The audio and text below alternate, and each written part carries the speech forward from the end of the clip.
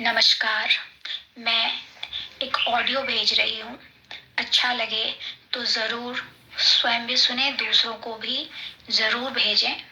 जैसा कि हम जानते हैं कि सबसे वंडरफुल बात आत्मा का परिचय पाना है, क्योंकि जिस चीज को हम इन आंखों से नहीं देख सकते वो ही इतनी शक्तिशाली है, जिसमें जन्म जन्मांतर के पाठ नूंधे हुए हैं।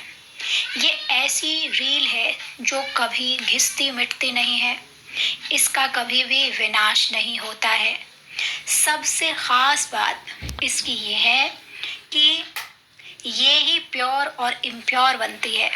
जितना इसके गुणों और शक्तियों को हम याद करते हैं, उतना ये अपने स्वरूप में आती जाती है, और इसकी पहचान कराने वाला भी याद आता जाता है, क्योंकि वह आत्माओं का बाप होने के कारण जैसा बाप वैसे बच्चे। तो बाप सर्वशक्तिवान, तो बच्चे भी सर्वशक्तिवान ही होंगे। अगर अति सूक्ष्म ज्योतिर्बिंदु शिव बाबा है, परम आत्मा, तो उनके बच्चे भी अति सूक्ष्म ज्योतिर्बिंदु ही होने के कारण विलक्षण गुणों और शक्तियों के मालिक। यही योग्यता उनको यानी हम आत्माओं को मास्टर सागर बनाती है, जो कि अविनाशी होने का सबूत देती है। जितना जितना हम आत्मिक अभ्यास को बढ़ाते जाते हैं, उतना उतना उस पिता से भी हमारा कनेक्शन जुड़ता जाता है।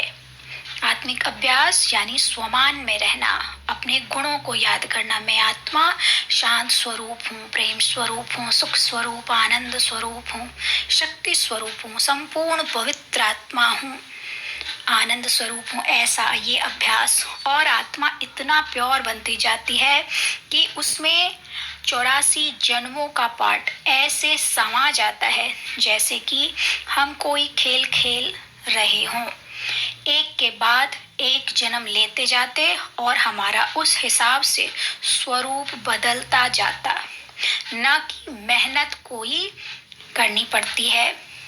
बंधन इसलिए कोई मेहनत, कोई बंधन भी नहीं। इसलिए आत्मा सबसे पहले जन्म में संपूर्ण पवित्र होने के कारण 150 वर्ष की आयु के साथ अपना पाठ बजाने आती है, और पवित्रता की शक्ति 8 जन्मों तक आत्मा को 150 वर्ष तक एक ही चोले में सुख शांति संपत्ति से भरपूर रखती है, और फिर साक्षात्कार करा के अगले जन्म में ले जाती है।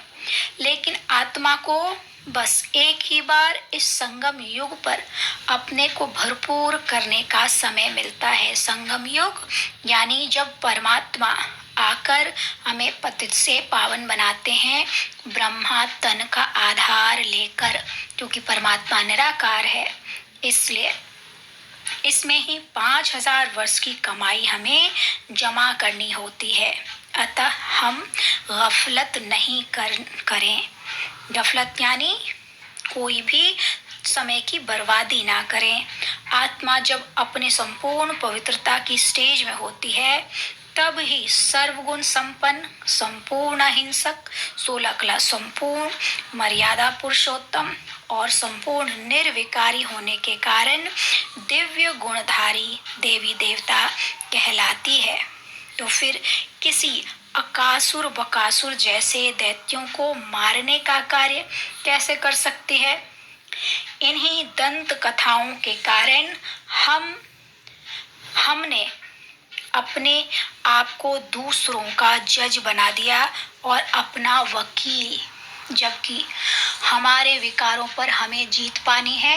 यही विकार हमें रावण संप्रदाय का भी बनाती है, और विकारों पर जीत पाने यानी अपनी सारी कमी कमजोरियों को जीत कर दिव्य गुणधारी देवी देवता भी बनाती है। अर्थात देवी देवता संपूर्ण अहिंसक होने के कारण बाहरी असुर को नहीं मारते, बल्कि आंतरिक अशुद्धियों का नाश करते हैं।